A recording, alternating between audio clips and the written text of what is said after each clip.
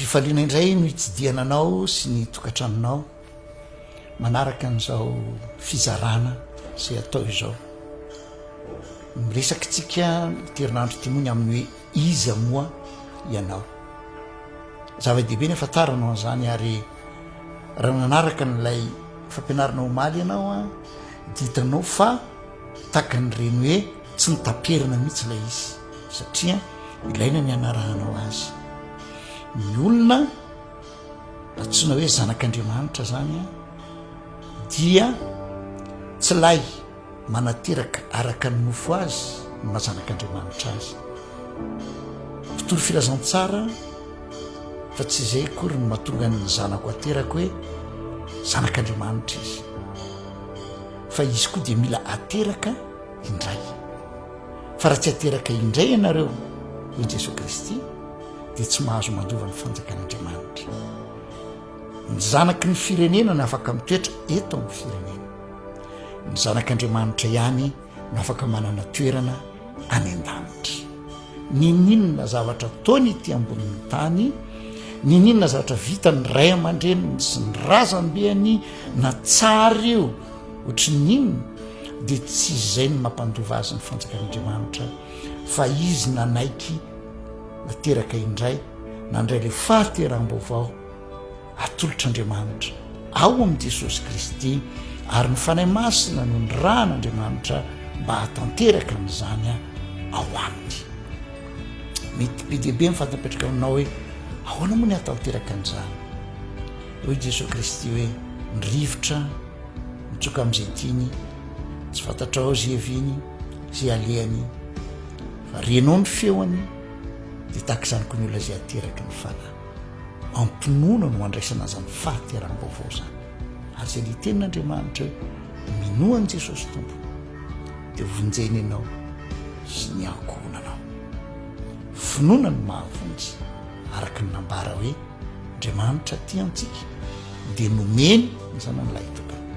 sika mino dia raisitsika le famonjeny atolony itsika amin'ny alalan'ilay zanany lay tokana maty teo amin'ny azo fijaliana nandatsaka ny rano ho famelana ny helontsika rehetra ary efa voavela ny helontsika dia misokatra ho atsika ny fiainana mandrakizay eto am'izay zany tsika tsy hametraka antsony amin'le antsoina hoe identité na maizy azy ny olo araka ny nofo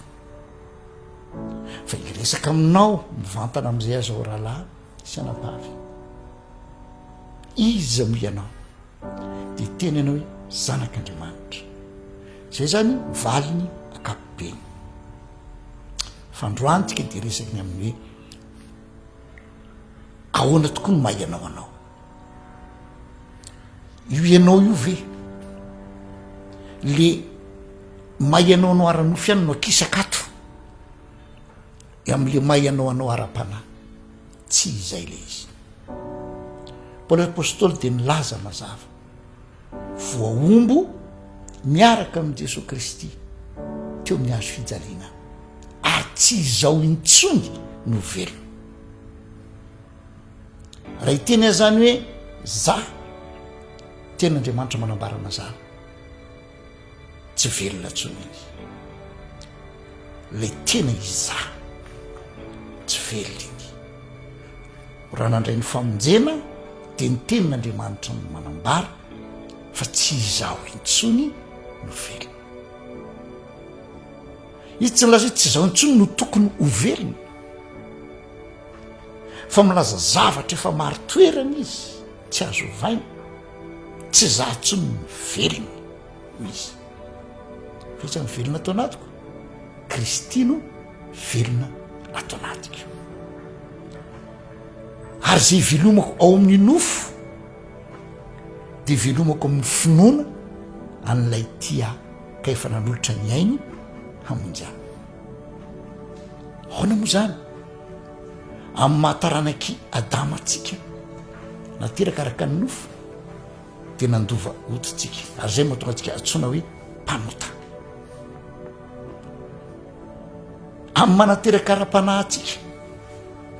dia nandova fahamarinana isika dia zay mahatonga atsika antsoina hoe nohamarinana isika ilay niterakaraka ny nofo tsy mahazo mandova amin'ny fanjakan'andriamanitra raha isika amin'ny manaterakaraka ny nofo atsika no miseho eo anatrehan'ny fitsaran'andriamanitra dia tonga amin'ny fiteny tsy hafa be ilay isika fa ny tena amindray samy efa nanota izy rehetra ka tsy manana ny voninahitra avy amin'andriamanitra rehefa mbaro hoe nateraka indray ianao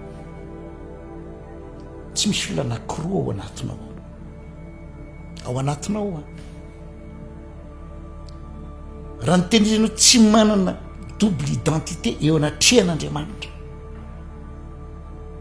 fa ny mahianao anao amin'izay amin'iny dia Jesosy Kristy izaho zay izy ary zay ny teniny Paoly apôstôly tsy izaho intsony tsy izaho intsony no velona izy ny teny no ho velona fa tsy izaho intsony no velona milaza zavatra efa mipetraka izy mbola veriko indray zay amafisiko indray zay satria eo matetika ao manahirana atsika rehefa mandalo falementsika na le atsotsika hoe fahalavona mandalo olantsika tsika foana marinary dia ndraindraiky tsika mitsara olona fa ireny vi ahoana fa iza mariny iny foana mariny iny ho any zanak'andriamanitra ny tena maizy azy tsy le izaho dia naterakaraka ny nofo fa zay niteraka ny nofo dia nofo ary nofo manohitra ny fanahy ny ten'andriamanitra manohitra ny fanahy masina hoana moa ny afahany zay manohitra ny fanahy masina ho tafiditra ny an-danitra fa isaorana ny andriamanitra fa rehefa nomeny itsika ny fanahany dia ny fanahany no miara-milaza amin'ny fanahy itsika hoe iza isika zanak'andriamanitra ary raha zanak'andriamanitra zany dia manana identité nalatsy fa lasa mindrana teny amatetika manana ny maizy azy itovizany amin'ilay lahy matoa dia Jesosy Kristy tsy za tsy mivela Kristy lay niteny hoe izao no izy ary zay mihitsy niteniny tamin'ny Jiosy nanahirina tamin'ny Jiosy mihitsy ny nandray an'le izy hoy Jesosy hoe raha tsy mino ianareo fa izao no izy tsy indray mandeha any ny voalazan'izay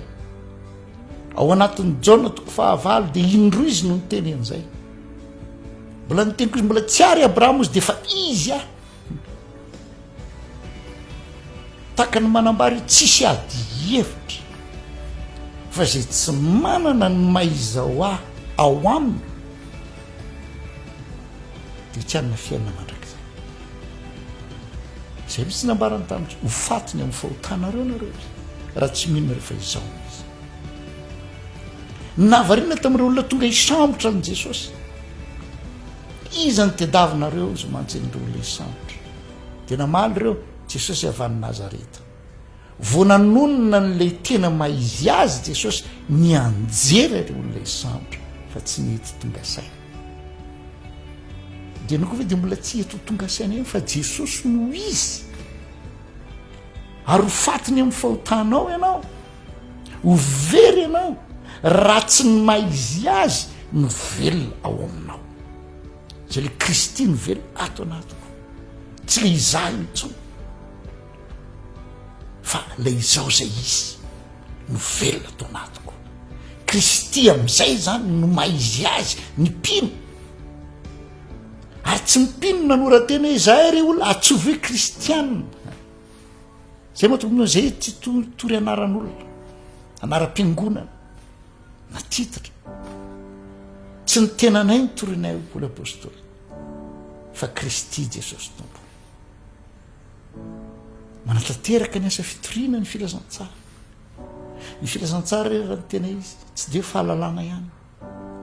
ny filazantsara dia personne anankiray Jesosy Kristy tompo izy no izy raha isy an-tany ianao rahalahy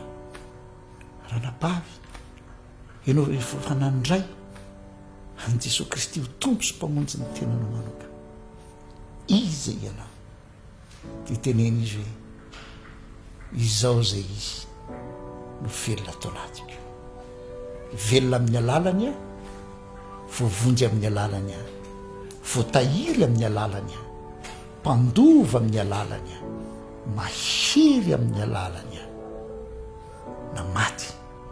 na velona isika ny ten'Andriamanitra de ho an'i Kristy. Nandatsaka ny rano izy, nividianana itsika, ary rehefa voavidy ny zavatra anankiray de amin'ny anaran'ny tompony zay nividy azy. Zako de toy izany, novidian'i Jesosy tamin'ny rany a,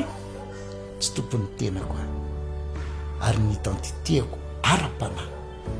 dia Jesosy Kristy, mitondra zavatra lehibe ary goavana fiatraikany be eo amin'ny fiainanao, zay hoe izao zay izy ny velona atao anatiko, izy ny maha izao a, izao zay izy. Fa le izao araka ny nofo hatramin'izay kosa de iny kosa tsy omeko vana intsony, fa iainako le hoe Kristy ny velona ato anatiko. Hotahina ianao manaraka izao fampianarana izao, hotahina ny teniny mba hitondra fiainana be dia be ao amin'ny